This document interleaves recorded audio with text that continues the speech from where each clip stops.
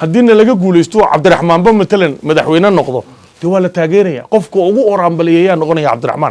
Cabdirahmaan daa jahandi maaha Cabdirahmaan waa nin dalkan iyo dadkan ba xaq u leh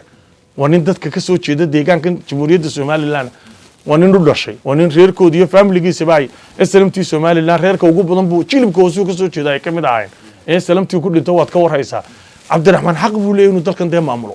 haddii doorasho siiso commissionkaasi ku dhawaaqaan cid Cabdirahmaan ka soo horjeesanaysa ma jirto aniga iyo dadka taageeraba tusaale haddaan halka hoose Quraanta kula tago balaayaafka lagama dhowro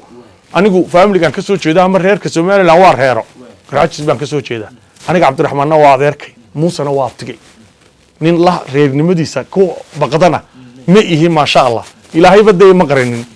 reer balaadhana waxa yiraahdaa Mareykan iyo Ingiriis baa iska ka dhalay markay sidaa tahay Muusaan waday muu helin waxa jira rag kale oo aniga ila mid ah oo iyaguna ka soo jeeda abtiyaashayo dhisaya Cabdirahmaan kaawo ka dhisayay Cabdirahmaan iyo reerkayga wuxuu xaq ugu leeyahay haddii laga helo inuu yiraahdo war anigoo reerkaasaan idinko taageersanaa fikirkiina reernimada ugu man taageerinay xusbinimo mabda baan idinku taageeray